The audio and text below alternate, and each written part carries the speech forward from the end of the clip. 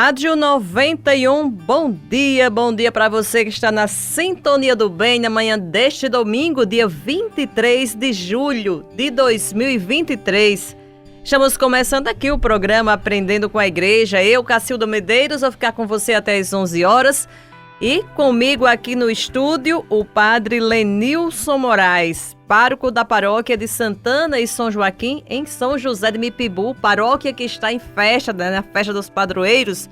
E é exatamente sobre a devoção, sobre a história de Santana e São Joaquim, sobre a história da paróquia de São José de Mipibu, que a gente vai conversar hoje aqui com o padre Lenilson. Bom dia, padre Lenilson, bem-vindo aqui ao programa Aprendendo com a Igreja. Muito bom dia, Cacilda, bom dia a todos os queridos ouvintes, rádio ouvintes que nos acompanham através desta rádio que evangeliza, essa rádio do bem, a 91.9. Eu quero cumprimentar de modo muito especial a todos os queridos paroquianos e paroquianas de Santa Ana e São Joaquim, lá em São José de Mipibu, mas também todas as paróquias que celebram Santa Ana, ou celebram como nós, o casal Santa Ana e São Joaquim, lá na minha comunidade também, na minha terrinha de origem Passagem, onde se celebra igualmente os santos padroeiros, o casal virtuoso Ana e Joaquim. Um grande abraço e é muito bom estarmos juntos nesta manhã de domingo. Pois bem, então para começo de conversa, quem foram Santa Ana e São Joaquim? Para que a gente possa falar de Santa Ana e São Joaquim, é preciso ir lá no Evangelho de João. O Evangelho de São João, no capítulo 1, que é chamado de prólogo, existe uma palavra que é o fundamento para a gente poder voltar um pouco e falar de Santa Ana e São Joaquim. Se não houvesse esta palavra, nós só faríamos meras cogitações, mas a partir da própria palavra de Deus a gente pode sim chegar aos avós de nosso Senhor Jesus Cristo, ao casal Santa Ana e São Joaquim. E esta palavra está exatamente, como disse, em João capítulo 1, versículo 14, quando diz assim: "E a palavra se fez carne e habitou entre nós", ou, na tradução mais recente da Bíblia da CNBB, "E a palavra se fez carne e veio morar entre nós". Isto significa, é claro, que Jesus assumiu a nossa humanidade, assumiu não só a condição humana, mas toda a realidade humana. E Jesus assume isto dentro de uma família, a família sagrada, Maria e José. Ele nasce, ele vem ao nosso encontro, ele se faz humano, é Deus, não deixa de ser Deus, mas se faz humano no seio da Virgem Maria. Portanto, Jesus pertence a uma família. A partir daí a gente pode sim falar com certeza dos pais da Virgem Maria, porque é claro, por uma questão óbvia e mais ainda para o povo judeu, a família tinha um valor importantíssimo. A família era algo muito, muito estimado, algo muito valorizado pelo povo hebreu, pelo povo judeu. Jesus nasce nesse contexto. Com certeza, Jesus chegou a conhecer os seus avós. Se não os avós paternos, mas com certeza os avós maternos, Jesus chegou a conhecer. E se não teve uma convivência muito prolongada, porque eles já eram bastante idosos, mas ao menos em algum momento da sua vida, Jesus teve esse encontro com Santa Ana e São Joaquim. Pois bem, mas respondendo mais objetivamente a sua pergunta, que eu não poderia entrar nela sem falar da encarnação do Verbo, senão não tem sentido. Tudo tem sentido no que diz respeito à humanidade de Jesus a partir do mistério da encarnação, inclusive o sentido de todo o amor que temos para com a Sagrada Família. Mas os detalhes ou a história, os acontecimentos que envolvem este casal virtuoso, Ana e Joaquim, nós encontramos no Evangelho apócrifo, num texto apócrifo, ou seja... Exato, eu pedi para você explicar logo que é um Evangelho apócrifo. Muito bem, o Evangelho apócrifo é um texto que é muito estimado pela igreja, é muito estimado também, era muito estimado pelos cristãos primitivos, mas que não entrou no cânon bíblico, ou seja, não faz parte da revelação. Serve sim de base para conhecimento, para estudos, mas nunca foram aceitos como revelação divina, ou seja, como palavra de Deus. Então são livros, são textos que não devem ser desprezados, mas é claro, a igreja nunca os aceitou como palavra de Deus, até porque existem elementos que são bem importantes, mas também existe muita coisa do ponto de vista mitológico, muita coisa que não se tem plena certeza de que assim aconteceu. Por isso a igreja não aceita os proto-evangelhos como revelação, ou seja, como palavra de Deus em si, mas servem para nos trazer alguns elementos, e entre estes elementos nós encontramos o nome e as figuras, as pessoas de Ana e Joaquim. Nós encontramos exatamente como estava para dizer no proto-evangelho de São Tiago. É o texto que serve de base para nós encontrarmos essas duas pessoas sobre as quais não se tem muitos elementos, mas o que se sabe era que com certeza era um casal de muita fé, de muita devoção, era como próprio de um bom judeu, muito tementes a Deus, muito praticantes de sua fé, mas havia uma dificuldade, eles tinham algo que pesava muito, que na verdade, se nós vamos para a Sagrada Escritura, agora associando este fato com a própria Sagrada Escritura, nós vamos encontrar muitas vezes a mesma dor, a mesma dificuldade que Joaquim e Ana tiveram, que era o fato de Ana ser estéril. Ana não tinha filhos. E naquela época, hoje em dia, graças a Deus, esse preconceito não existe, porque se sabe toda a questão com a ajuda da medicina, da ciência, e, enfim, se tem uma compreensão muito natural dessa realidade, mas naquela época ser estéril era considerado quase como que uma falta da bênção, quase como que aquela pessoa não tinha sido plenamente abençoada por Deus, agraciada por Deus.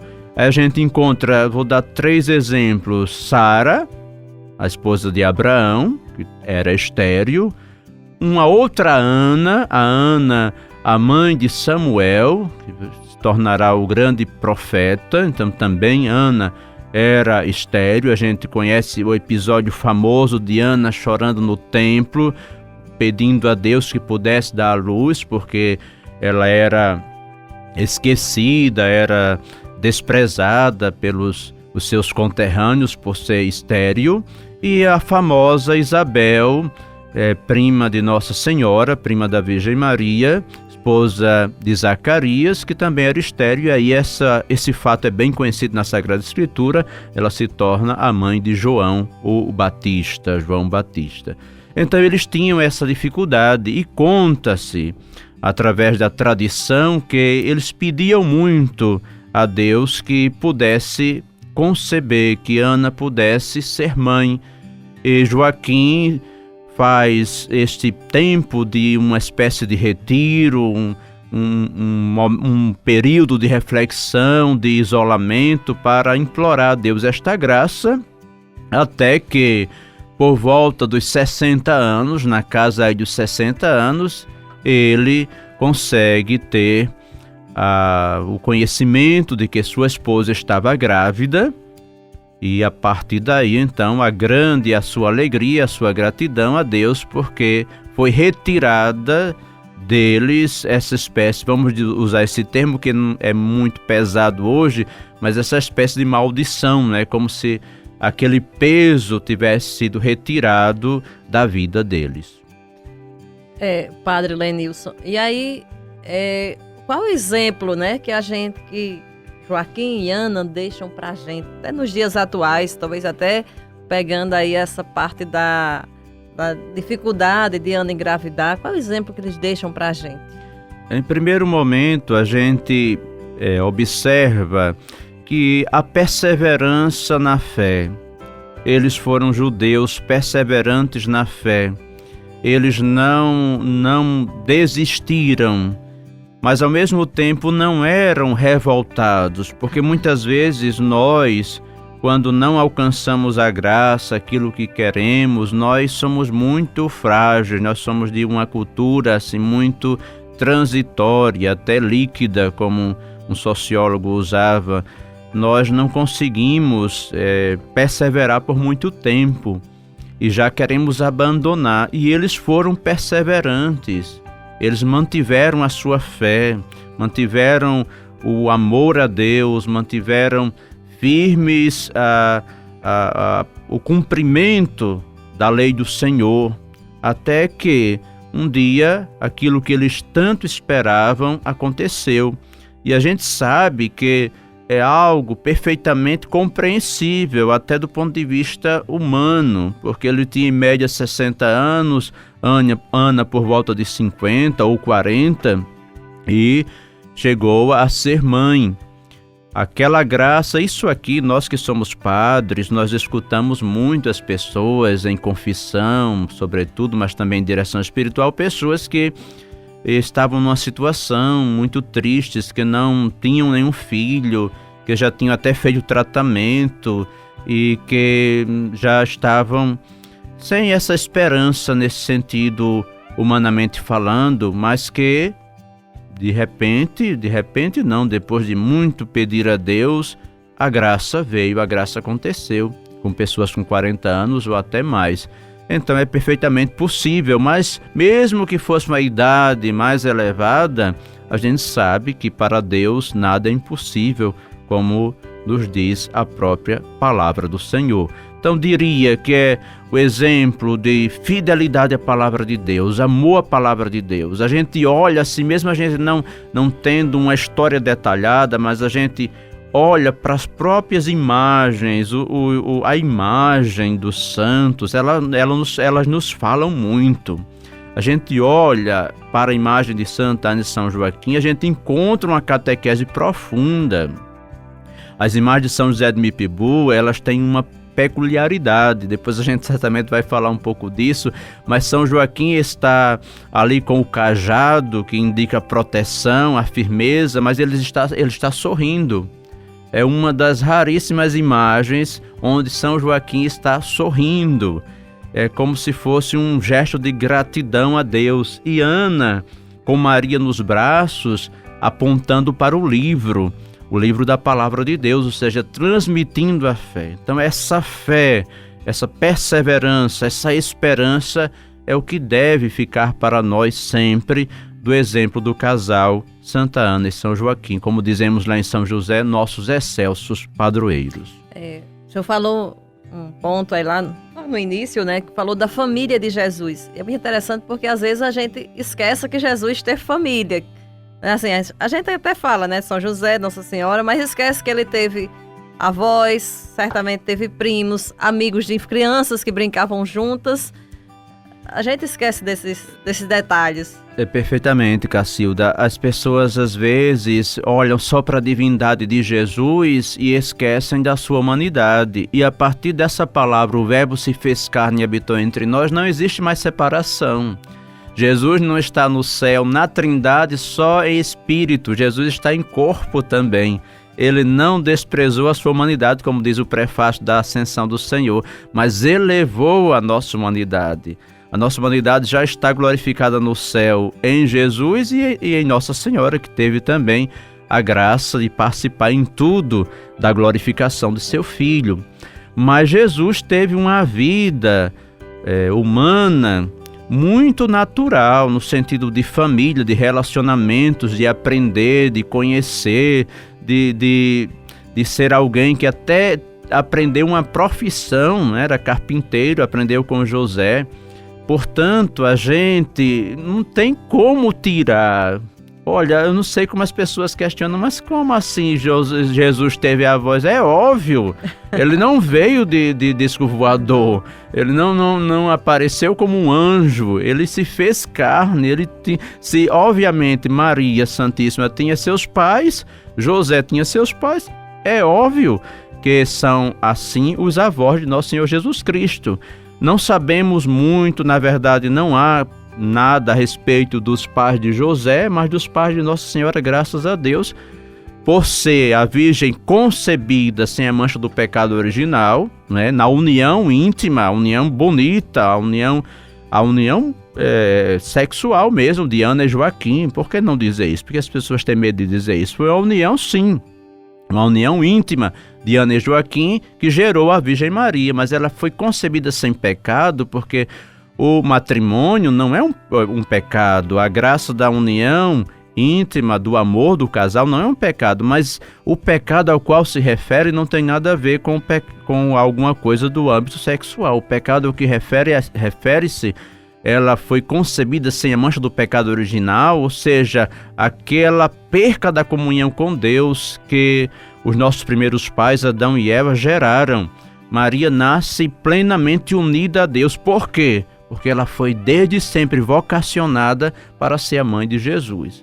Portanto, os pais da Virgem Maria têm uma vocação belíssima, prepararam, eles foram, na verdade, os grandes precursores, mais do que João Batista, os grandes precursores da chegada do Salvador, foi o virtuoso casal Ana e Joaquim.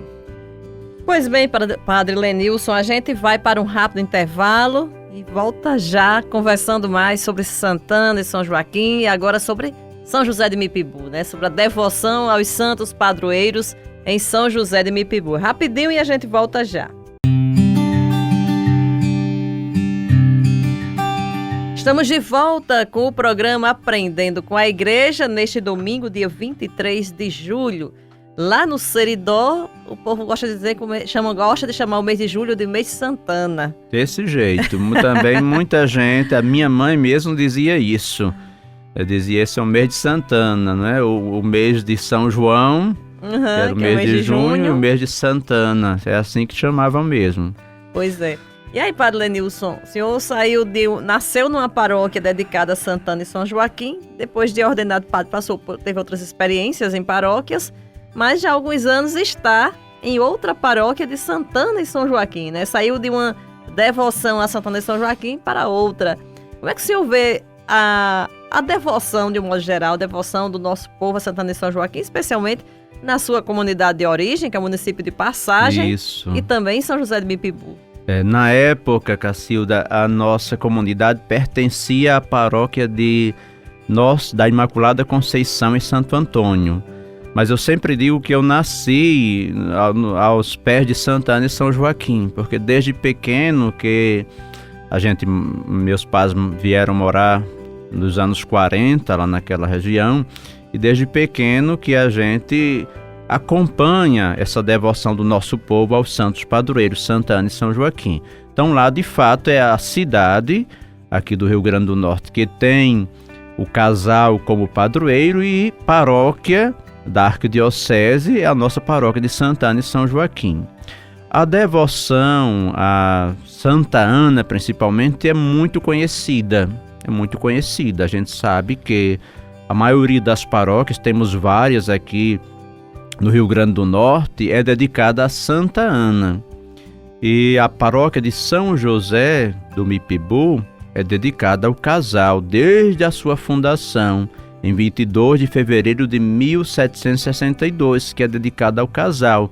E em Passagem também, desde o começo, que há a dedicação aos santos padroeiros. Isso é revelado pela própria estrutura da igreja. A própria estrutura já mostrava isso, que havia essa devoção. Inclusive a imagem de São Joaquim, lá em Passagem, mais antiga do que a imagem de Santa Ana, porque é uma imagem de madeira muito preciosa, a imagem de São Joaquim lá em Passagem. Mas a devoção é muito importante porque nos leva a perceber que os santos não são distantes de nós. é uma vida de família que eles tiveram. Eles tiveram uma vida de família com as dificuldades, mas também com as alegrias, com as caminhadas de fé, com as peregrinações ao templo. Olhar para os santos hoje é inspirar todos nós a buscarmos este amor à palavra de Deus, este amor ao próprio Deus, este amor à família, este amor aos valores, que mesmo que a gente viva numa sociedade onde a gente precisa compreender e aceitar que não estamos no século XVIII, nem no século XVII, nem no século II da era cristã, mas a gente precisa dialogar, acolher e ao mesmo tempo transmitir os valores que estão presentes no testemunho dos santos para todos os tempos, para toda a história da humanidade. E aí a São José de Mipibu está celebrando a festa, né, que termina agora dia 26. E aí como é que está a programação nesse ano, padre? Hoje é domingo, dia 23, já estamos perto do final, mas como é que está a programação? É surpreendente, Cacilda e todos os queridos ouvintes, e eu acredito quem é de São José percebeu isto, que nós vivemos a cada ano um crescimento da nossa festa. E quando eu digo crescimento da festa, eu digo mesmo a parte da vivência da fé. Porque lá em São José não temos essa preocupação de grandes eventos, por exemplo, shows, que às vezes algumas cidades têm muito isso, mas não deixa aquilo que é essencial, que é a parte da evangelização, da renovação da fé, do grande retiro que deve ser um novenário. Claro que a parte cultural temos também, achamos bem importante, mas não é o foco principal da festa de São José de Mipibu. E no domingo passado, hoje estamos no domingo 23, no domingo 16, nós ficamos surpresos. Era um domingo de chuva, com muita chuva.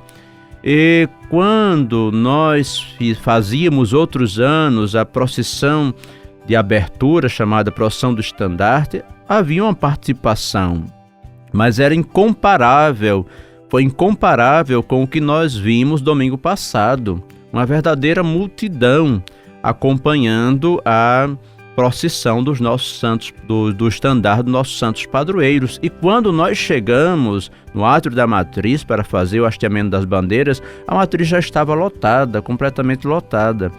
Então, a festa este ano tem esse aspecto mesmo. A gente compara com 2019, quando tivemos um grande auge na paróquia, e aí infelizmente 2020 veio a pandemia, 2021, e as festas não puderam acontecer. 2022 nós já fizemos, mas não foi tão expressiva quanto agora, graças a Deus. E a cada noite nós estamos observando que os pregadores têm desenvolvido muito bem esse tema, que está bem em sintonia com o que a Igreja Universal, ou seja, a Igreja Católica presente no mundo inteiro, guiada pelo querido Papa Francisco, propõe. E o tema é exatamente este: por uma paróquia sinodal, comunhão, participação e missão. Estamos felizes porque os pregadores têm desenvolvido desde a primeira noite este tema, com os seus subtemas, com muito cuidado, preparando com muito carinho. E as pessoas comentam, né? Quando termina a novena, ficamos ali na parte cultural, e as pessoas comentam como isso tem ajudado a refletir para que nós nos abramos a esse caminhar juntos, mas não como uma mera repetição de uma frase, mas que de fato nos sintamos comunidade viva e nos envolvamos com tudo aquilo que diz respeito à caminhada, à pastoral da nossa igreja concreta, se manifestando na paróquia de Santa Ana e São Joaquim. O senhor falou que a paróquia de Santana e São Joaquim foi criada em 1762. Então, é uma das mais antigas, sem dúvida, da Arquidiocese de Natal, né? 1700 já são mais de 300 anos, né? São 261 anos. 261, é. Mas se a gente for olhar, você não errou, porque a nossa paróquia, não como paróquia em si, mas como história, tem 334 anos aproximadamente. Por quê? De história religiosa. De história religiosa, porque o povoamento ou o aldeamento começou no ano de 1630. Era bem naquela época em que os jesuítas estavam realizando esse trabalho, por exemplo, aqui em Extremóis, só que lá em São José teve uma peculiaridade, não foram jesuítas, foram os capuchinhos, que chegaram lá por volta de 1630 e começaram a evangelização dos indígenas. E tudo indica, pelos poucos registros que há, mas tudo indica que foi uma evangelização muito tranquila. Os capuchinhos tinham um modo de trabalhar muito respeitoso para com a cultura, assim como os jesuítas também. Então fizeram um trabalho de aldeamento muito cuidadoso, muito zeloso, a tal ponto que no ano de 1645, quando houve o morticínio de Cunhaú, lá o aldeamento já existia, já havia aquela pequena organização de uma comunidade de fé lá em São José de Mipibu. Quando foi no ano de 1689, quando as coisas já estavam mais tranquilas, então se construiu a primeira capela, onde é hoje a nossa matriz. A primeira capela que, por incrível que pareça, não foi dedicada a Santana de São Joaquim. A devoção aos padroeiros, a devoção a Santana de São Joaquim, que se tornaram padroeiros, veio depois. A capela foi dedicada a Nossa Senhora do Ó. Era uma devoção muito forte entre os capuchinhos, então tanto a capela, primeira capela lá de Mopebu, né, depois Mipibu, foi dedicado a Nossa Senhora do Ó, quanto a Denísia Floresta, também Nossa Senhora do Ó. Só que quando a coroa portuguesa resolveu fazer a criação, decidiu criar a paróquia de Santa Ana e São Joaquim, então criou com o título de Santa Ana e São Joaquim, no ano que já falei, de 1762. Ô, Padre Lenil, só interrompendo aí o que o senhor está falando, mas eu fiquei lembrando aqui que aquela região ali do litoral sul, Agreste, as paróquias são antigas, né? São paróquias bem antigas e assim, ter a presença lá dos capuchinhos, né? Eu acho que Areia, se eu não me engano, foram jesuítas. Né? Sim, são todas igrejas muito antigas. A de Canguaretama, onde está Cunhaú, a paróquia tem 165 anos, se eu não me engano. A de Nísia também é muito antiga, a de Areia também.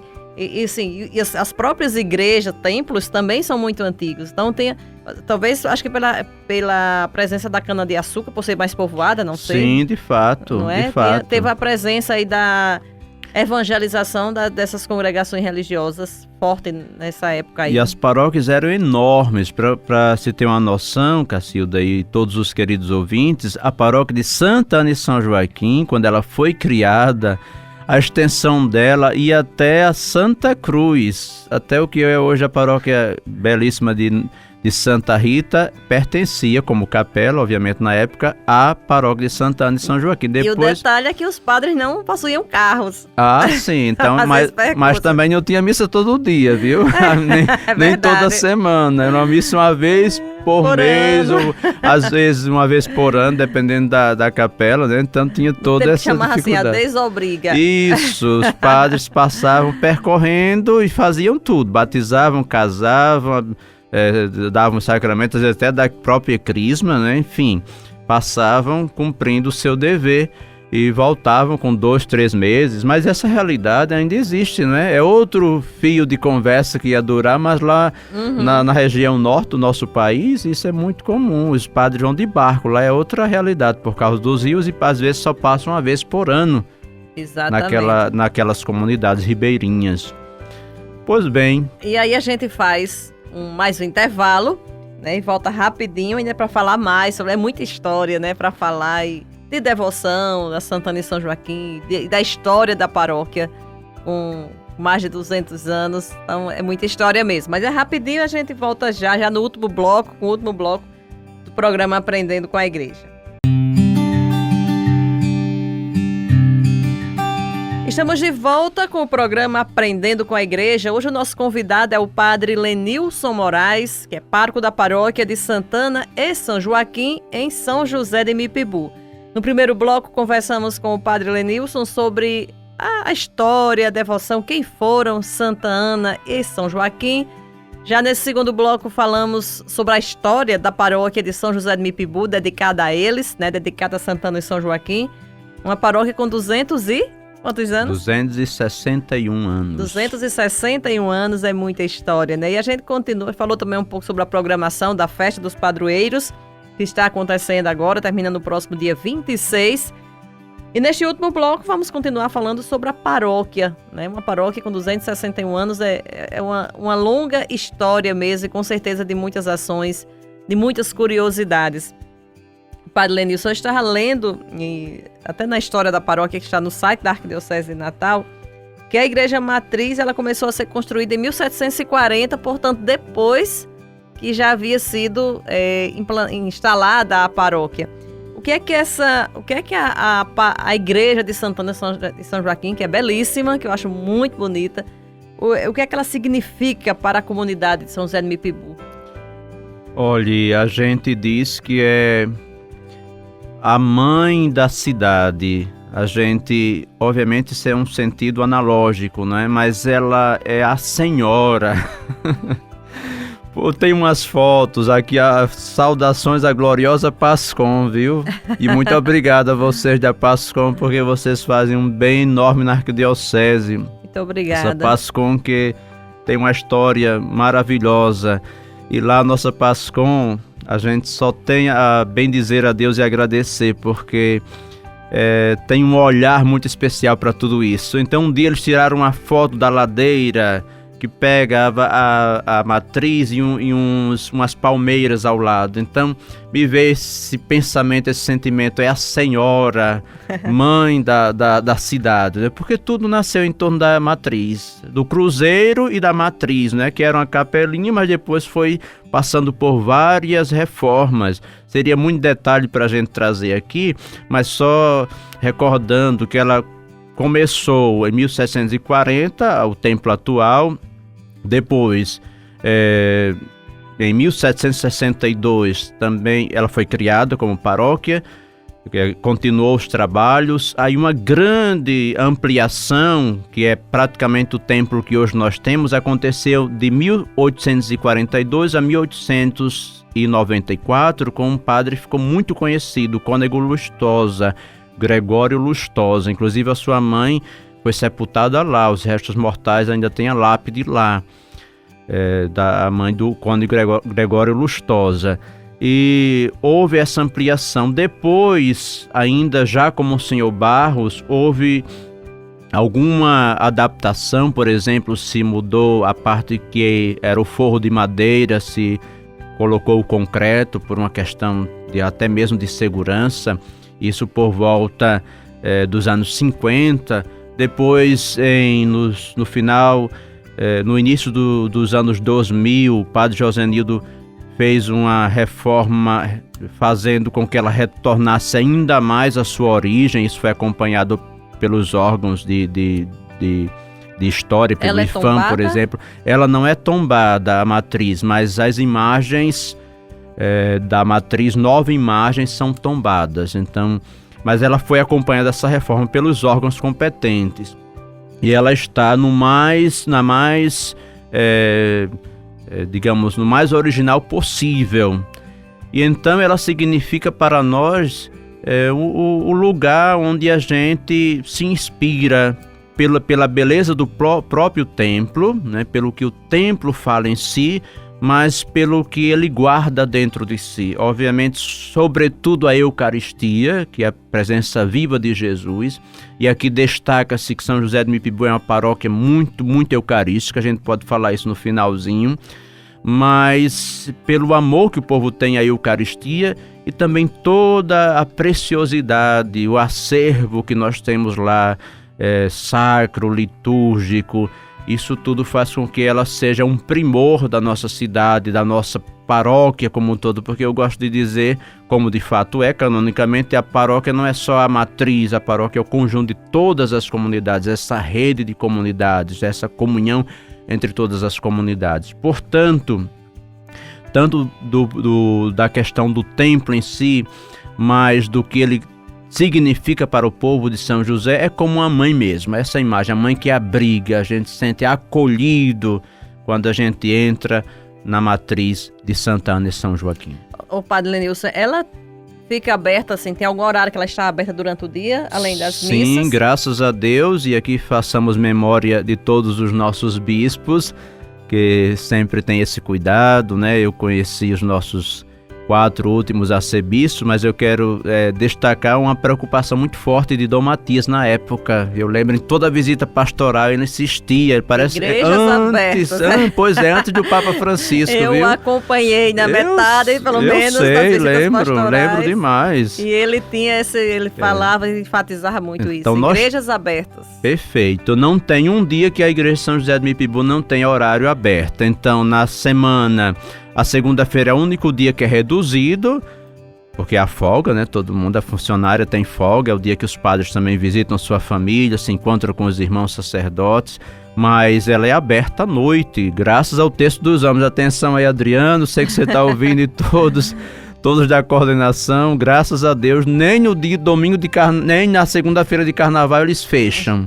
Então a igreja é aberta no horário do texto dos homens, de 6h30 até 8h30, a igreja está aberta na segunda, e durante a semana no horário de expediente. Então de manhã e à tarde, e muitas vezes à noite também, quando tem missas ou adoração, por exemplo na quinta-feira se estende até às 21 horas, porque temos adoração, temos confissão, temos a missa às 19 horas, é o dia da semana que temos à noite. Os outros dias é pela manhã, às 7 horas da manhã. Olha, você está ouvindo a gente que não conhece a Igreja Matriz de Santa Ana e São Joaquim, São José do Mipibu, vá conhecer. Exato, aproveite a festa. Aproveita a festa, né, Padre Lenilson? Mas você que vai passando ali pela BR-101, exato. no destino à Paraíba, é pertinho da BR, né? Da BR você avista, quando faz aquela curva, você avista antes, você avista depois, né? Você avista as torres da igreja. É um templo belíssimo, vá contemplar, vá rezar lá, porque vale muito a pena. O Padre Lenilson, nessa trajetória aí de mais de 270 anos, claro, né, que a paróquia já, assim, passaram muitos padres por lá, párocos, né, vigários, colaboradores. Mas eu queria comentar sobre que você pudesse comentar sobre que passou, acho que mais de 50 anos 53. lá. 53 anos, que foi o Monsenhor Antônio Barros, que era muito querido e conhecido por muitos como Barrinhos, né? Isso, o Padre Barrinho, Monsenhor Barrinhos. O Padre Antônio. O Padre Antônio também, os mais né? antigos gostam de dizer Padre Antônio. Porque o título do Monsenhor veio depois, né? Então, os mais antigos só chamam Padre Antônio, mas de um jeito tão carinhoso. Eu ainda lembro dele aqui, quando você trabalhar na Arquidiocese, eu ainda lembro dele, que era uma figura pouquinha assim, né? Era baixinho. Isso, a voz rouca, pouquinho rouca, mas muito firme, muito decidido. O que é que você pode falar sobre ele, sobre o legado dele, do Monsenhor Barros? Pois é, Cacilda. Por São José, só esse detalhe, passaram já 40 padres, entre párocos e vigários. Seu 40º. Alguns com paroquiato maior, né? Outros com paroquiato menor. Lá hoje estamos Padre Júnior, minha saudação, querido irmão Padre Júnior, o diácono Vinícius, que está fazendo seu estágio lá, o Padre Assis, que está numa região criada recente, a região... quase uma cidade ali. Laranjeiras do Abdias, Sagrado Coração de Jesus, né? São 10 comunidades. Pois bem, mas Monsenhor, ele teve um legado e um período muito extenso. Ele chegou lá em 1947 e Monsenhor tinha uma visão extraordinária de futuro. Imagine, com toda a carência das décadas de 30, 40, 50, Monsenhor chega lá na década de 40 e a preocupação do Monsenhor Barros, primeira, além da evangelização, claro, que é um grande evangelizador, e Monsenhor evangelizava de um modo muito simples. A gente hoje em dia fica buscando muitas coisas para evangelizar, e deve, porque o mundo é diferente, mas Monsenhor evangelizava com a Santa Eucaristia e com a piedade popular. Era um homem que estava o tempo todo em oração. Quem o acompanhava para as missas diz que ele entrava no carro e já começava a rezar o terço, e diariamente, é impressionante isso, ele celebrava, além das comunidades, ele celebrava às 6h30 na matriz, e à noite novamente tinha o terço, ele rezava o terço com a comunidade, depois celebrava a Santa Missa, além das outras atividades. Era um homem que sabia naquela época contar com colaboradores. Então, Monsenhor Barros, 2 anos depois de sua chegada, apenas 2 anos, já começa o Instituto Pio XII. Já funda, na verdade, que estatutariamente o Colégio Pio XII. Nesse período também já se preocupa com as questões sociais, porque o Pio XII tinha esse intuito de oferecer uma educação.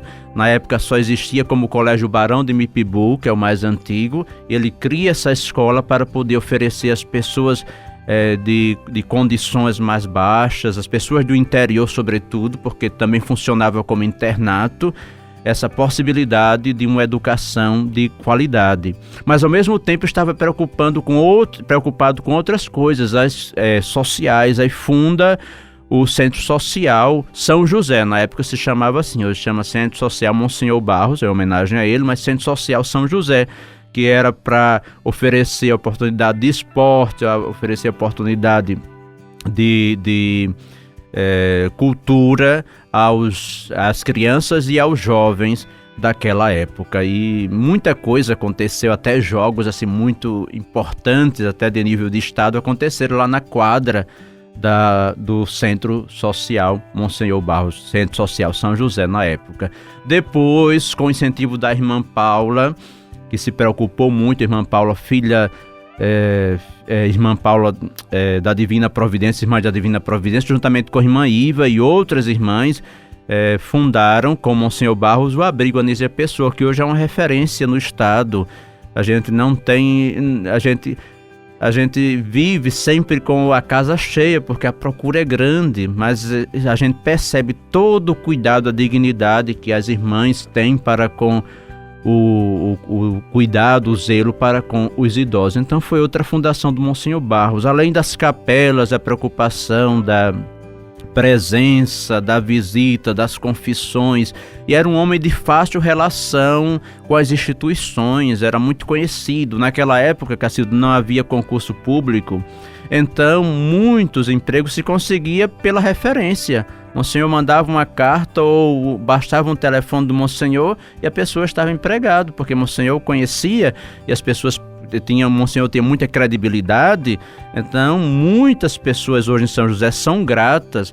Na verdade, Cacildo, vou lhe dizer com sinceridade, em todo o meu tempo em São José de Mipibu, que já são 11 anos, 4 como vigários do Padre Matias Soares, e agora estou no 7º ano de paroquiato, eu só encontrei uma pessoa que criticou Monsenhor Barros, e foi por uma coisa muito pequena, mas a cidade toda tem uma gratidão, até quem não conheceu assim Monsenhor de muita conversa, mas que era um garotinho, que era uma garotinha, tem aquela recordação de Monsenhor, aquele homem simples, mas ao mesmo tempo firme, decidido. Era tão firme que ele, às vezes, coisas que hoje em dia jamais a gente pode fazer, ele tirava até a pessoa da fila da comunhão se não tivesse composta. E as pessoas nem ficavam odiando, porque as pessoas, parece que aquilo ajudava a educá-las mais, não é? Hoje em dia ninguém faz isso, nem deve fazer. Era uma questão muito da época. Mas para dizer que Monsenhor deixou um legado que é inesquecível. As pessoas em São José de Mipibu, as pessoas constantemente recordam o Monsenhor Barros, visitam o seu túmulo, né? Fazem orações em seu túmulo. Na Matriz, foi sepultado lá no ano 2000. Então, respondendo de modo breve, é aquele sacerdote que só fez o bem por onde passou, né? Só fez o bem por onde passou. No segundo bloco, você falou que a paróquia é uma paróquia eucarística. Por quê? É uma paróquia eucarística porque é impregnado na alma do povo mipibuense e quase toda a paróquia, porque, é claro, tem algumas comunidades que são mais, outras menos, esse amor à missa, que parece que vai caindo em desuso, essa questão de falar da missa, mas esse amor à missa. O povo de São José do Mipibu ama a Eucaristia, e detalhe, a Eucaristia dominical. Na semana, até por motivo de trabalho, a presença não é tão forte. Há algumas cidades que na semana, por exemplo, Ceará-Mirim, a igreja é praticamente cheia. É uma outra realidade. Mas lá no domingo a gente tem 3 missas e a missa sempre com a presença muito expressiva dos fiéis. E a visita ao Santíssimo. A outra coisa que revela aqui uma paróquia eucarística é a visita ao Santíssimo. Eu já passei por paróquias que Jesus ficava lá o dia todo e praticamente ninguém ia visitar. Mas graças a Deus passei por outras também, e São José é uma dessas, que constantemente, enquanto a igreja está aberta, as pessoas vão fazer visita ao Santíssimo. E também nós dizemos que é eucarística porque lá já aconteceram 4 congressos eucarísticos. O primeiro em 1936 com o padre Paulo Herôncio, na época, depois Monsenhor Paulo Herôncio. Em 1986... por Monsenhor Antônio Barros, as pessoas têm muita recordação ainda desse congresso. Em 2006, pelo padre Josenildo, e 2012, pelo padre Matias, que promoveram esses 4 congressos eucarísticos já em nossa paróquia de Santa Ana e São Joaquim. Eu queria que a gente destacasse, estou só olhando o tempo aqui, vendo já avançando já para o final. Nessa história também, eu estava lendo, né, na história da paróquia, que há muitas vocações sacerdotais nascidas, talvez até influenciada por essa religiosidade, por essa forte fé e devoção do povo. Inclusive das vocações sacerdotais, 3 sacerdotes filhos de São José foram nomeados bispos, né? Dom Manuel Tavares, que foi bispo de Caicó, Dom Heitor de Araújo Sales, nosso arcebispo emérito, e Dom Francisco Canindé Palhano, atual bispo de Petrolina, em Pernambuco, não é, Padre Lenilson? Talvez tenha muito a ver com essa forte religiosidade do povo de São José. É verdade, nós temos, e o testemunho dos sacerdotes, sobretudo desses grandes homens que passaram pela paróquia de Santa Ana e São Joaquim. Mas, Cacilda, é interessante, eu estava fazendo uma breve pesquisa antes de vir para cá, e nós já tivemos 20 sacerdotes. A paróquia de Santa Ana e São Joaquim já ofereceu à igreja, à Arquidiocese de Natal, 20 sacerdotes. Do tempo mais antigo, do tempo mais recente, e os mais recentes, todos eles têm essa lembrança viva do Monsenhor Barros. Então, Monsenhor Barros influenciou muito. É claro que vivemos outros tempos, existem várias personalidades, até da mídia, que influenciam, mas o curioso é que Monsenhor Barros, ele se destacava não pela questão de status. Eu tenho uma preocupação hoje em relação à vocação, que a gente tenha muito cuidado com a questão do status. E Monsenhor aspirava não pelo status, Monsenhor aspirava pelo amor à Eucaristia, pelo amor à Virgem Maria, pelo amor aos santos padroeiros. Por falar nisso, senão eu vou me esquecer disso, que é muito importante, Cacilda. Eu quase que não dizia, porque estamos falando, o motivo principal é a devoção a Santa Ana e São Joaquim, a festa dos nossos padroeiros. Até o ano de 1977, a festa de Santa Ana era celebrada no final do ano, concluindo no dia 1º de janeiro. Que estranho. Algo bem diferente, não é? É verdade. E as pessoas recordam isso muito, muito mesmo, porque era uma grande festa. E depois, quando mudou também, 1º de janeiro, todas as cidades vizinhas iam para lá para celebrar a missa de Ano Novo. Mas o que aconteceu? Em 1977 houve os furtos das imagens, bem conhecida essa história, sim. E entre as imagens de Santa Ana e São Joaquim foram furtadas. E Monsenhor Barros fez como que uma promessa ou um compromisso. Quando as imagens voltassem, celebraria a festa no dia mesmo. no dia 26 de julho. E a partir de 1977, com a ajuda do Monsenhor, que na época Monsenhor, eu acho que não era nem Monsenhor, Padre Canindé, eles organizaram o primeiro novenário como hoje nós celebramos. E de lá para cá, de 77 para cá, então se celebra nesse período a festa dos nossos padroeiros. Padre Lenilson, nosso tempo acabou, mas eu vou pedir só para você fazer o convite mesmo a quem está ouvindo a gente, aí até São José do Mipibu e participar da festa de Santana e São Joaquim, aproveitando esses últimos dias de festa. É verdade, é muita coisa, né? A história é impossível. Pois é, eu tinha preparado um roteiro aqui, mas não deu tempo de cumprir o roteiro. Não chegou nem metade, mas tudo bem. Então, o motivo para... Ainda temos 2 dias de festa, né? Temos amanhã, 24, temos a segunda, 25, que temos sempre a caminhada penitencial, que é uma coisa extraordinária, 5 horas da manhã, é mais festiva do que penitencial. Penitencial porque é logo cedo, passa chuva ou não. Julho. Muito chuva.